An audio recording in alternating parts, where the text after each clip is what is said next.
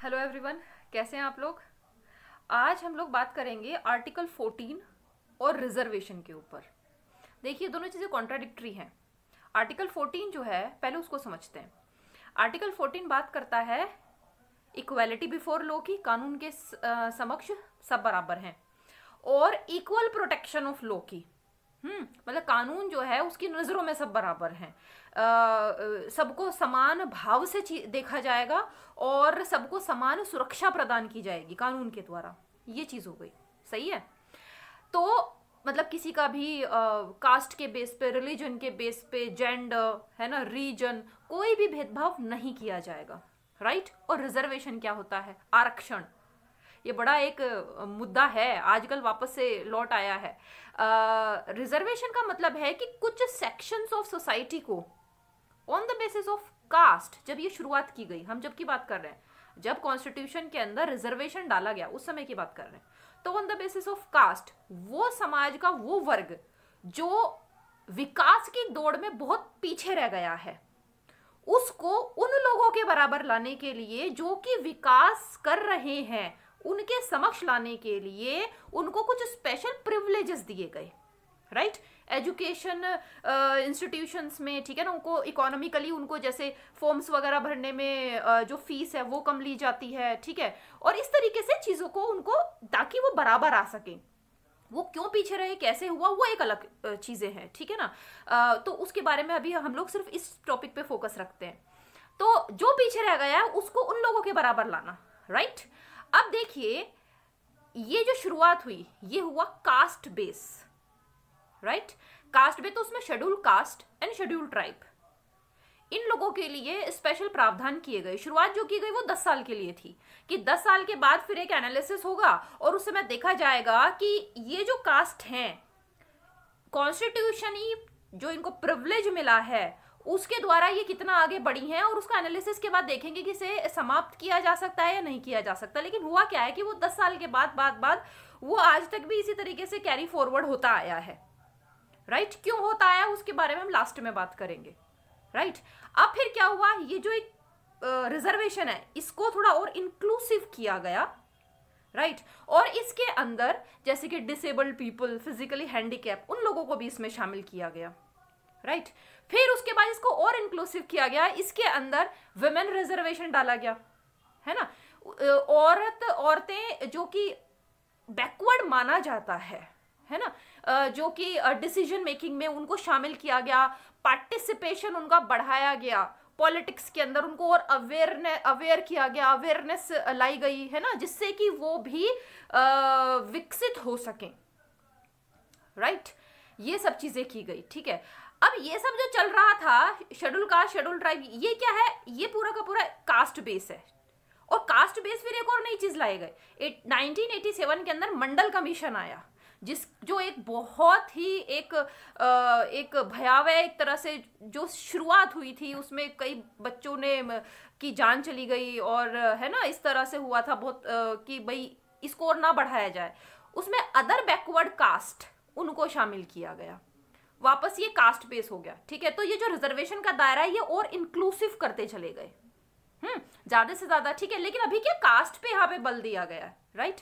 अब देखिए, अब इनको हम लोग समझते हैं, राइट टू इक्वालिटी आर्टिकल 14 और इधर रिजर्वेशन। अब ये तो कॉन्ट्राडिक्टरी हो गए ना, नहीं। अब हमें इसको भी समझना चाहिए। होता क्या है, इसको एक एग्जाम्पल के द्वारा हम लोग समझते हैं। घर में या क्लास की हम एक बात लेते हैं। क्लास के अंदर जैसे कुछ बच्चे हैं जो बहुत अच्छा कर रहे हैं, कुछ एवरेज हैं, टीचर उन पे भी ध्यान देती है, राइट। कुछ बच्चे होते हैं जो मेडियोकर होते हैं, है ना, क्लास में थोड़ा सा पीछे, पढ़ाई में थोड़ा सा पीछे। तो क्या होता है, उनके लिए टीचर स्कूल की तरफ से स्पेशल अलग से एक्स्ट्रा क्लासेस लगाई जाती हैं। अब तो ट्यूशन का एक फैशन हो गया है ना, लेकिन उनके लिए ट्यूशन का प्रबंध किया जाता है। किस वजह से? भाई टीचर के लिए तो वो बराबर है ना, फिर भी किस वजह से? जिससे कि वो जो बच्चा आगे बढ़ रहा है ना, उसके बराबर उसको लाया जा सके। तो इक्वालिटी जो है वो स्थापित ही समाज में तब होगी जब हम अनइक्वल ट्रीटमेंट करेंगे to special people who are backward, a little backward. उनको उनके बराबर लाने के लिए वो स्पेशल ट्रीटमेंट बहुत जरूरी होता है, राइट। तो देखिए, यही हुआ है। तो राइट टू इक्वालिटी को स्थापित करने के लिए रिजर्वेशन लेकर आए।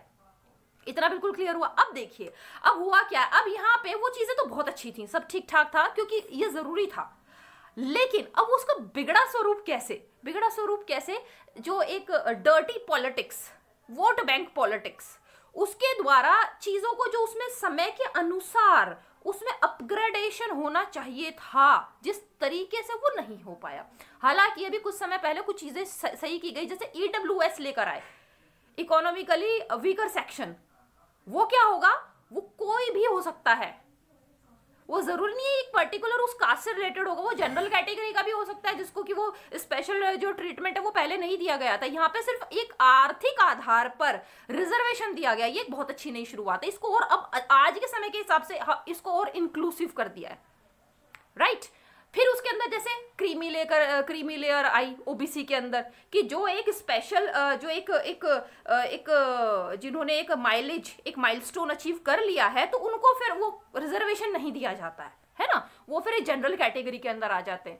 हालांकि कुछ चीजें हुई हैं, लेकिन उसके बाद में पार्टी पॉलिटिक्स की वजह से रिजर्वेशन जो है, जो एक अच्छा स्वरूप में शुरुआत हुई थी, वो एक जो है कि ये डर्टीनेस आ गई है इसके लिए लोगों के दिमाग में एक डिस्पैरिटी एक हो गई है कि जनरल कैटेगरी का जो स्टूडेंट है वो पीछे इस वजह से रह जाता है क्योंकि जो रिजर्व्ड कैटेगरी के जो स्टूडेंट्स हैं वो बिकॉज ऑफ रिजर्वेशन आगे निकल जाते हैं, राइट। तो ये शुरुआत आर्टिकल 14 और ये सारी चीजें जो डाली गई थी आर्टिकल 14 को और मजबूत बनाने के लिए और समाज को और इंक्लूसिव बनाने के लिए, बट कुछ चीजें थोड़ी गड़बड़ हो गई। लेकिन ठीक है, ईवीएस के द्वारा, ईडब्ल्यूएस के द्वारा उसको थोड़ा और संभालने की कोशिश की जा रही है। हालांकि इसमें और बहुत सारी चीजें हैं, जैसे कि विमेन रिजर्वेशन है, उसके पे बात होती है, जैसे पंचायत के अंदर विमेन जो है उनको रिजर्वेशन है, लेकिन वहां पे प्रधानपति लिखा जाता है।